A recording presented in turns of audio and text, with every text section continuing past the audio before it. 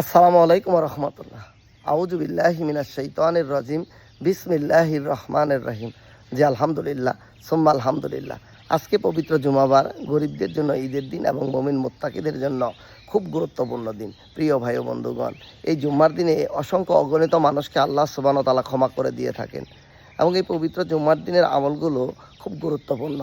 প্রতি সপ্তাহে বান্দা যে গুনাহগুলো করে থাকে, এই গুনাহ থেকে আল্লাহ সুবহানাহু ওয়া তাআলা প্রতি ৫ ওয়াক্ত নামাজের মধ্যেই গুনাহগুলো মাফ করেন। এর মধ্যে যা জমা থাকে বাকিগুলো এই পবিত্র জুম্মাবারে যদি আল্লাহ সুবহানাহু ওয়া তাআলার কাছ থেকে ক্ষমা চেয়ে নেওয়া যায়, তাহলে আল্লাহ সুবহানাহু ওয়া তাআলা ক্ষমা করে থাকেন।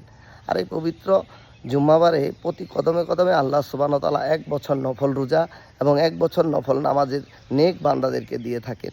তবে এর মধ্যে কিছু সুন্নতের আমলগুলো সঠিকভাবে করতে হবে। প্রিয় ভাই ও বন্ধুগণ, জুম্মার দিনের সুন্নতের আমলগুলো আগে মনে করিয়ে দিচ্ছি।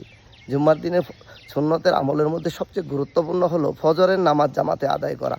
ফজরের নামাজ জামাতে আদায় করে দুনিয়াবি কিছু কাজকর্ম করে পরিষ্কার পরিচ্ছন্নতার কাজ ছেড়ে গোসল করা। পরিষ্কার পরিচ্ছন্নতার কাজ ছেড়ে গোসল করে সুন্দর এবং পরিষ্কার জামাকাপড় পরিধান করা। এরপর আতর এবং খুশবু লাগানো। তাড়াতাড়ি পায়ে হেঁটে মসজিদে গমন করা।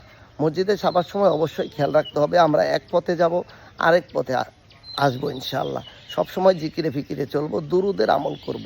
বেশির থেকে বেশি দুরুদের আমল করব এবং সূরা কাহাফের তেলাওয়াত করব। যদি সূরা কাহাফের তেলাওয়াত আমরা না পারি, অবশ্যই শুনে নেব ইনশাআল্লাহ। এরপর সবসময় মুরব্বি হোক, ছোট হোক, বড় হোক, গরিব হোক, ধনী হোক, সবাইকে সালাম প্রদান করব।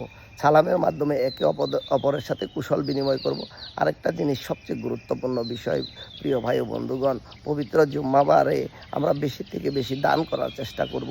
জুম্মার সময় অবশ্যই আমরা কিছু টাকা ভাঙতি করে নিয়ে যাব। আমরা মসজিদে দান করব এবং বাহিরে যে ফকিরগুলো থাকে তাদেরকে দেওয়ার চেষ্টা করব। অবশ্যই এ থেকে গাফেল হব না। দান দ্বারা দোয়া কবুলের পূর্বশর্ত। দান হলে আল্লাহ সুবহানাহু ওয়া তাআলার গুসা প্রশমিত হয়ে যায়। আর দান করা হলে অবশ্যই দোয়া করলে সেই দোয়া আল্লাহ সুবহানাহু ওয়া তাআলা দ্রুত কবুল করে থাকেন। আর তাকদীরের ফয়সালাটা দোয়ার মাধ্যমেই পরিবর্তন হয়ে থাকে। আর জুম্মার দিনে সবচেয়ে বড় কথা হলো প্রত্যেকটা মসজিদের সামনে আল্লাহ সুবহানাহু ওয়া তাআলা একটা ফেরেশতা নিযুক্ত করে থাকেন। যে ব্যক্তি আগে মসজিদে গমন করেন, ওই ব্যক্তির জন্য একটি উট বা গরু আল্লাহ রাস্তায় সদকা করার সমান নেক দিয়ে থাকেন। এরপর যিনি আসেন তার জন্য ছাগল বা দুম্বা, এরপর যিনি আসেন তার জন্য মুরগি, লাস্ট পর্যন্ত একটা ডিম সদকা আল্লাহর রাস্তায় করার যে নেক হয় সেই নেক দিয়ে থাকেন। এবং ইমামের কাছাকাছি বসে আত্তাহিয়াতুর সুরতে অবশ্যই খুতবা শোনার চেষ্টা করব। মসজিদের ভেতর দুনিয়াবি কোনো কথা বলবো না এবং আলহামদুলিল্লাহ আল্লাহ সুবহানাহু ওয়া তাআলার কাছে বেশি থেকে বেশি কান্নাকাটি করব।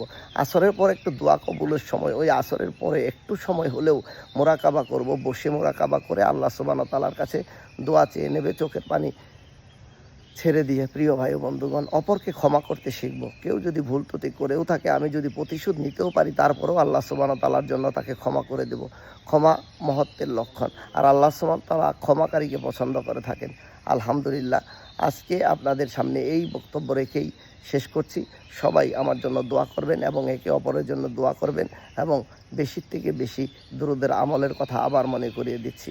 সবাইকে জুম্মার দিনের শুভেচ্ছা। জুম্মা মোবারক। আসসালামু আলাইকুম ওয়া রাহমাতুল্লাহি ওয়া বারাকাতুহু।